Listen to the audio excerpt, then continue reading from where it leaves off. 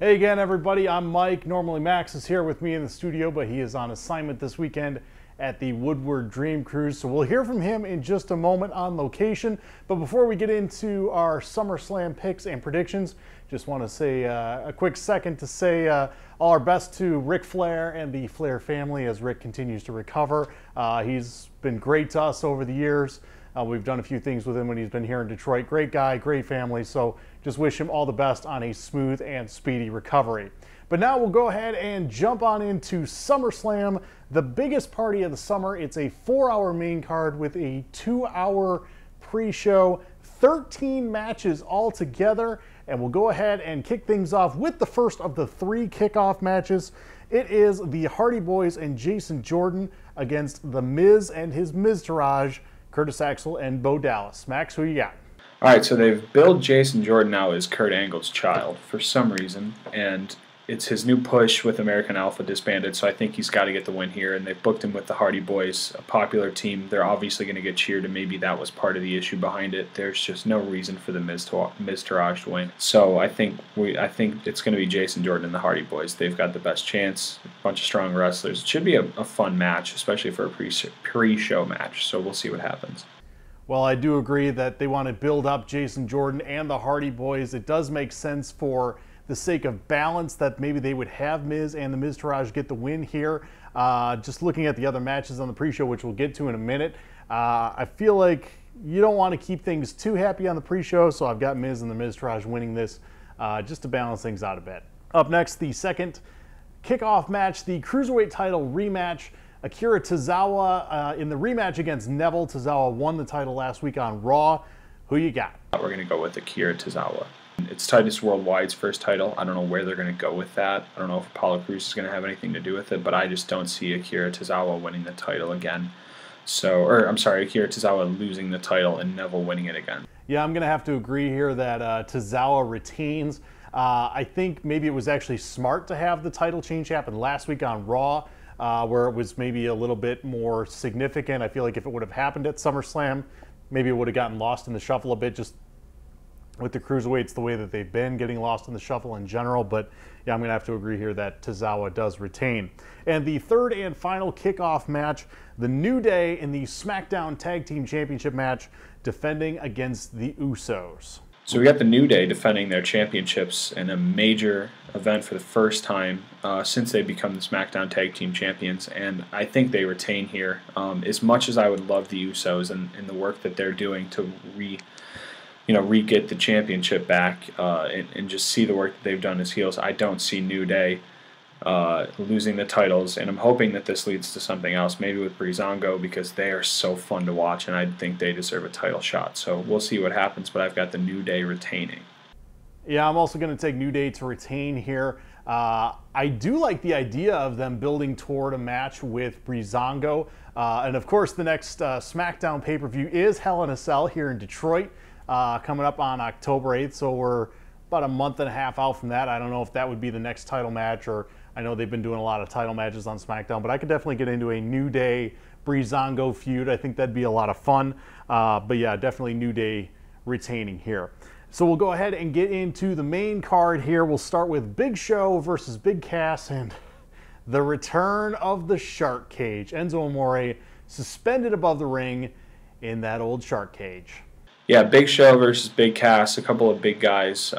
This, honestly, I don't have much interest in. It may be a bathroom break match for me, depending on where it falls, but I think Big Cass gets the win here. There's just, he needs a big win. He's on his own finally. And Enzo Amore is suspended above the cage, so he can't get involved. I'm sure they'll find a way to get him involved, but if they're going to bill him as Big Cass, as someone who can get a shot for the title, he's going to have to beat a veteran like Big Show in a 2 big guy match. So I've got Big Cass winning here.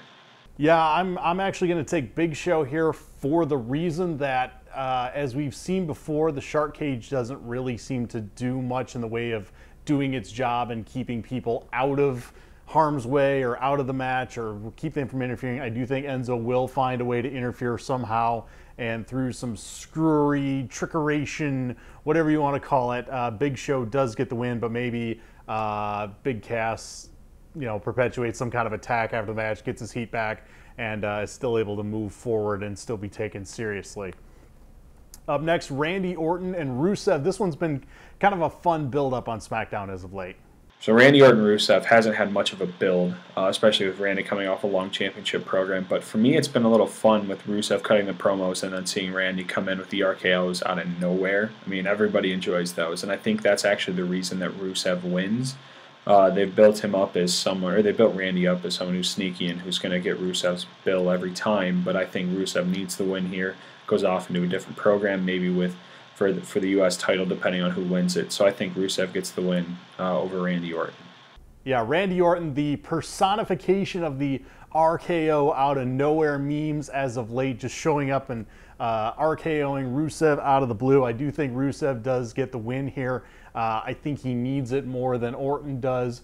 Orton's done enough over the last few months with his title program with Jinder Mahal to build up some credibility for Rusev. I think Rusev definitely needs a big win here to move him forward.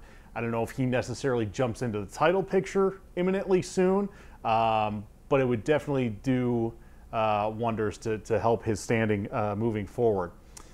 Staying on the SmackDown side, the SmackDown Women's title match, Naomi defending against Natalya. I'm going to keep this one quick. I mean, it's got to be Naomi. She's been doing great work, and I don't know why Natalya would win the title when there are honestly better women more suited to be champion than Natalya. Whether it's heel Charlotte, face Charlotte, I would love to see a heel Becky Lynch, Mike. I think you and I have talked about that before, and I think she would be great. But I think Naomi retains here. Yeah, I think it's pretty straightforward here. Natty coming off, of course, her turn and the return of Southpaw Regional Wrestling as Debbie Desperado, the first female wrestler in Southpaw Regional Wrestling. She did well in that role. She's still looking for an opponent there, but I don't think she's going to take down Naomi here. I do like the idea, of course, of the Becky Lynch heel turn moving forward, whenever that may be. I definitely think there's a lot of potential on the SmackDown side moving forward. I think there's still more that they can do with Naomi. I do think maybe Carmella teases cashing in Money in the Bank. Maybe she shows up, maybe and makes an appearance or causes a distraction. Ellsworth's out there, but I don't think she'll actually cash it in. I think especially after what happened with Baron Corbin last week, I think maybe they'd like to space that out a little bit instead of burning through those in both of those in less than a week. But yeah, Naomi retaining, and I don't think Carmella will actually cash in. Up next, the Raw Tag Team titles, Cesaro and Sheamus versus the sort of reunited two-thirds of the Shield, Dean Ambrose and Seth Rollins. So I don't know about you guys, but I loved what they did with Dean Ambrose and Seth Rollins last week. They're brothers. They fight it out, and then they realize they need each other, and they love each other, so they're going to come together, especially after the past that they've had. And I think that's why they're going to win. They've taken out Sheamus and Cesaro before. They realize if they team together, they can get the win. And I'm thinking Brooklyn's going to go crazy when they hold up those red tag title belts. So I've got Dean Ambrose and Seth Rollins in a two-thirds of the Shield reunion beating Sheamus and Cesaro to win the Raw Tag Team Championship. I definitely think it would be interesting if Rollins and Ambrose did win here. It almost sort of mirrors what happened with Sheamus and Cesaro. You had two guys who were feuding and sort of came together and overcame. I don't think Rollins and Ambrose are going to win here. I do have Cesaro and Sheamus retaining, but it wouldn't shock me if Rollins and Ambrose win here, if that makes sense. I just feel like it's almost going a little too well for them to actually win. Maybe it seems like they're going to win, but then at the end it just falls apart and they can't quite get over the hump. And who knows, maybe it turns back into those two feuding with each other. There seems to be some tension there, but I do have Sheamus and Cesaro retaining. The Raw Women's title, Alexa Bliss and Sasha Banks. Of course, this was originally supposed to be Bayley's match, but with her shoulder injury, she's out. So it is Sasha Banks going up against the defending champion, Alexa Bliss. I think this is going to be a good match. These two put on good matches despite actual heat between them, allegedly. But I think Sasha's going to win here, and I'm excited about that because I do love some Sasha Banks. But I think from that, we may start getting the slow turn to heel as Sasha that I've been talking about for probably 4 to 5 months now, and hopefully we get a nice long build with Bayley to WrestleMania, and I'm sure Sasha will have a couple other title shots and title contenders in there, but I think she's going to get the win. Yeah, not too surprising to hear you picking Sasha on that one. I know you do love you some Sasha Banks. I think I do have Alexa retaining. I think it's going to be a great match. I mean, I have no doubt these two will put together a fantastic match. Should be one of the better ones of the night, no doubt. I do think Alexa will retain. I've loved everything she's doing. I think she's a great champion. And I think there's more, kind of like we said earlier with Naomi, I think there's more that they can do with her moving forward, especially if somebody gets called up from NXT.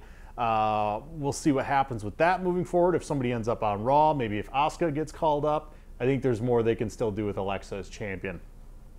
Up next, the U.S. title match. AJ Styles defending against Kevin Owens and Shane McMahon as the special guest referee, and there's been plenty of build-up with teasing his involvement in this match. I think Kevin Owens is actually going to get the win here, and AJ Styles is going to move on to something else. They, for some reason, have Shane McMahon being a referee in this match, and he's shown almost sort of incompetence so far as a referee in the situations they put him in, and I think that's why Kevin Owens gets the win here. Shane McMahon is going to screw up somehow, and it's actually going to favor Kevin Owens, and he's going to end up getting the win. Yeah, it's going to be very interesting to see what Shane's level of involvement is here. I mean, I don't think he's going to jump off the Titantron or anything crazy like that, any of those, you know, insane Shane McMahon spots we've seen over the years. I do have AJ Styles retaining. It wouldn't surprise me if maybe there's both of them have an instance where whether it's a ref bump or something else where both of them try to use Shane McMahon to their advantage or something like that. But I think I do think ultimately Shane calls it down the middle, and I think Styles retains.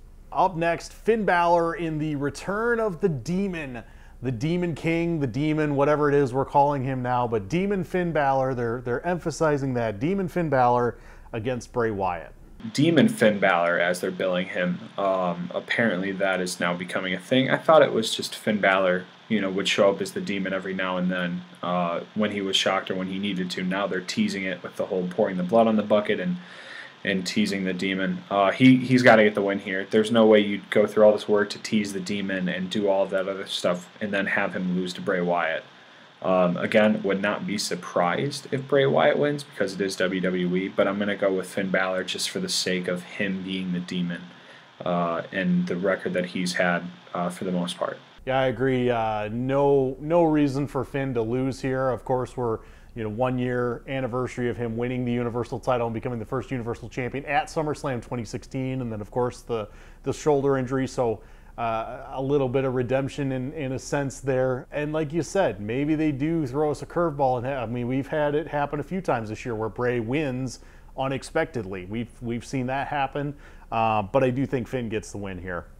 John Cena versus Baron Corbin. Baron Corbin, of course, last week on SmackDown, cashed in his Money in the Bank against Jinder Mahal, got distracted by John Cena, and then lost to Jinder Mahal in about 6 seconds.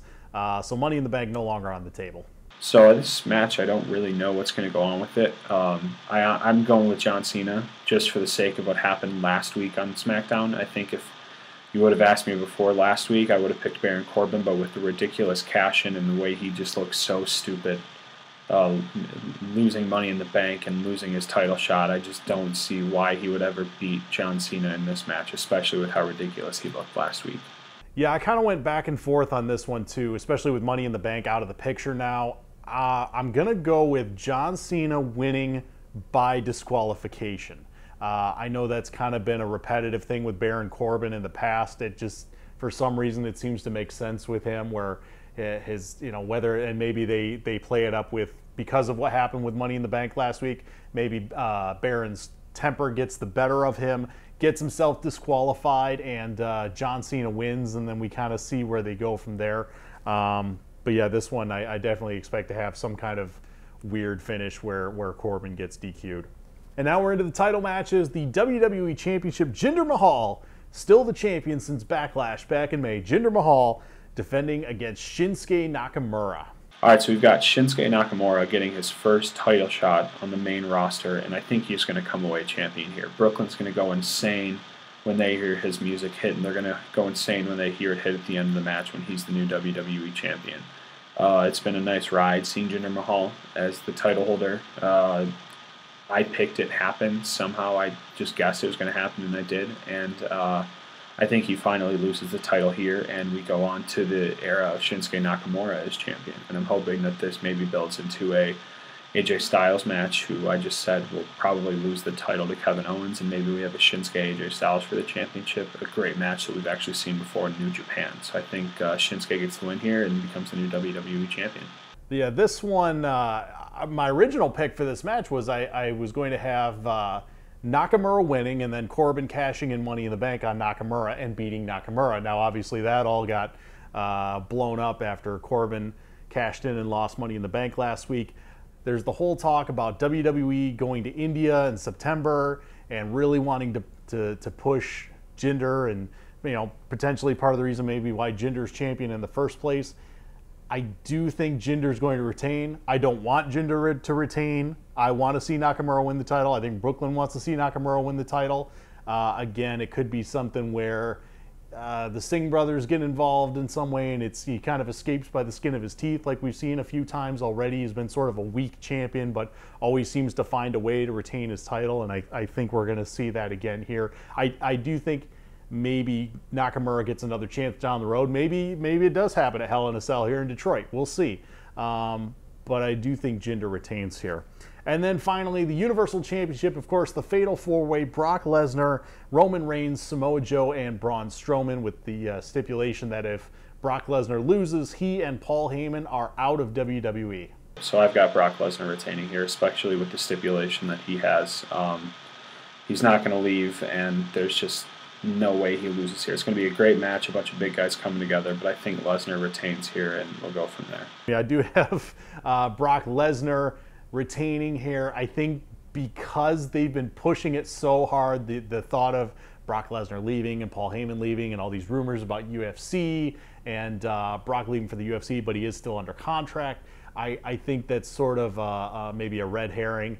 I mean, I'd love to see Braun Strowman win. I think he's been one of the guys who's been booked really well over the last year since he broke out on his own. I do think there's a title run in his not-so-distant future. I don't think it'll happen here, but I hope it does happen soon. But I do have Lesnar retaining. So recapping our picks here, as I was going through, I noticed I actually have no title changes. I have all the champions retaining. And according to my research, the last time that a SummerSlam main card didn't have any title changes was 2012. Cesaro won the U.S. title on the pre-show. You have to go back to 2007, 10 years ago, the last time you had a complete SummerSlam card with no title changes. So I've got no title changes. Max has a couple of title changes here. With Rollins and Ambrose winning the Raw Tag Team titles, Sasha winning the Raw Women's title, Kevin Owens winning the U.S. title, and Shinsuke Nakamura winning the U.S. Championship. So go ahead and get into final thoughts here. I'm really excited about SummerSlam. It's going to be a great match. What I'm not excited about is the fact that there are only 2 women's matches on the card. It's a 13-match card and only 2 are women's matches. They couldn't even fit the other wrestlers in somehow for showcasing. I mean, you have Charlotte not wrestling, you have Becky Lynch not wrestling, you have Bayley, well, she can't wrestle. But, I mean, it's ridiculous, and I don't know what WWE is doing with their women's revolution, but to only have 2 matches in the second biggest pay-per-view of the year, it's just ridiculous. But other than that, I'm excited about the show. It should be a fun show. Mike, take it away. Yeah, it is a little bit disappointing that there's only the 2 women's title matches, which what I said in our last video, I figured we would at least have those 2 women's title matches on the show. Of course, no Charlotte on the show with her dad in Atlanta as he continues to recover. And again, just all the best to Rick and his family for a smooth recovery. I think there's some potential here. There's some of these matches that, as usual, on paper look really good. It's hard to go through and kind of guess what might steal the show. But I think the main event with the Universal Championship, with those 4 guys involved, the Fatal 4-Way, no DQ, could be quite the spectacle. And I think this might be one of those where Brooklyn is just exhausted by the end of the show. But I think, hopefully it's going to be a lot of fun. So that's going to do it for us, and we will do this again in about a month for WWE No Mercy, the Raw pay-per-view coming up in September. We'll see you next time.